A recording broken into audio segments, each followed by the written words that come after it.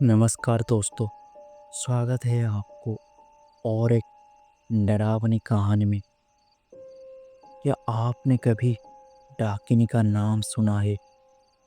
कहते हैं डाकिनी सिर्फ भूत प्रेत नहीं होती, ये वो तांत्रिक विधि से जन्मी एक ऐसी आत्मा होती है जो इंसानों के खून से अपनी ताकत बढ़ाती है।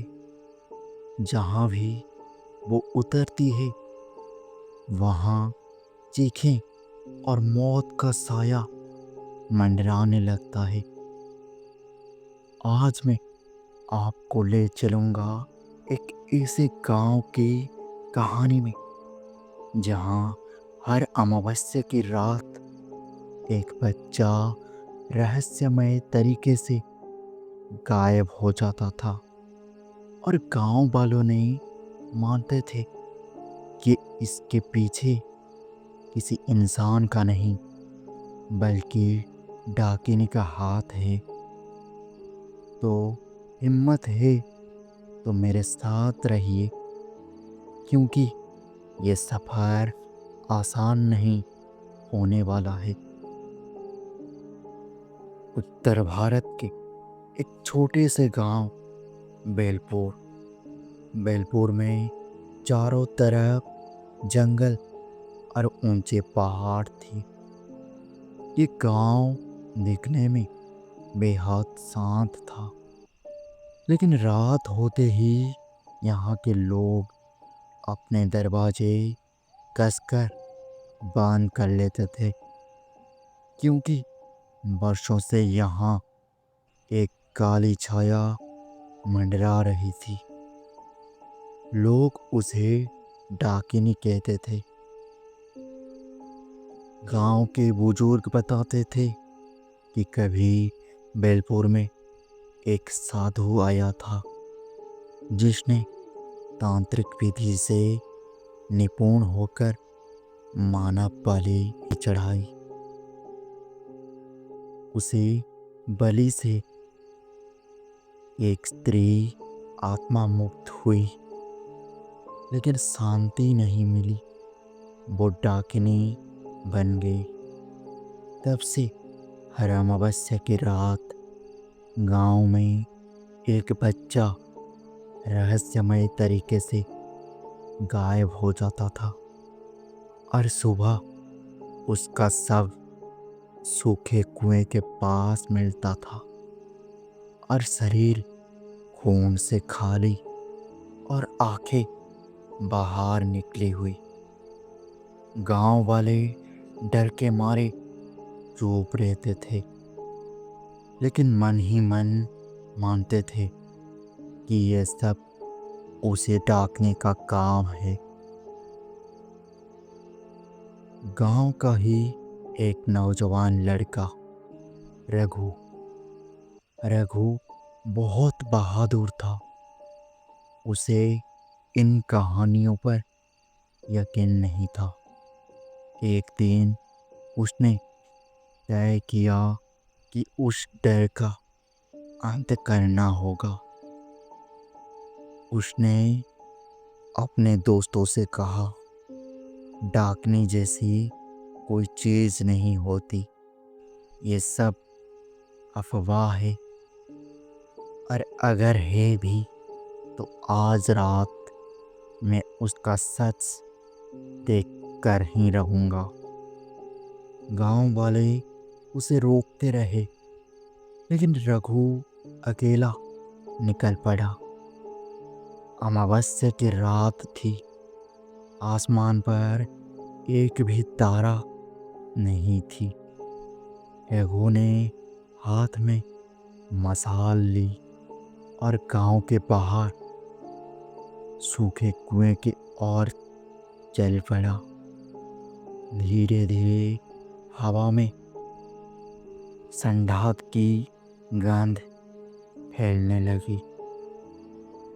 अचानक उसे लगा कि कुएं से किसी औरत के रोने की आवाज आ रही है। रघु ने नीचे झुका तो उसने देखा एक औरत फटे हुए लाल कपड़ों में कुएं से बाहर निकल रही थी। उसके बाल बिखरे हुए थे, होठों से खून टपक रहा था और आंखें कोयले जैसी लाल चमक रही थी। और वो औरत मुस्कुरा रही थी। तो तू ही है वो जो मुझे चुनौती देने आया है। रघु के हाथ से मसाल गिर गई। उसे समझ आ गया ये वही डाकनी है। और डाकनी ने कहा, सदियों से मुझे मुक्ति नहीं मिली है। मैं हर अमावस्या को एक नया शिकार ढूंढती हूँ और आज मेरा शिकार तू है। और वो रघु पर झपटी। रघु ने पास पड़ी हुई लोहे की डंडी उठाई और पूरी ताकत से उस पर वार किया। और डाकिनी ने चीखी लेकिन गायब हो गई। उल्टा उसका रूप और भी भयानक होकर निकला। अब उसके हाथ पंजों में बदल चुके थे और दांत नुकीले खंजर जैसे दिखने लगे थे। उसी समय रघु ने याद किया कि उसके दादा कहा था, डाकनी से बचने का एक ही उपाय है, उसके बालों को आग में जला दो। रघु ने टूटे हुए मसाल की लकड़ी उठाई और किसी तरह उसे फिर से जला दिया।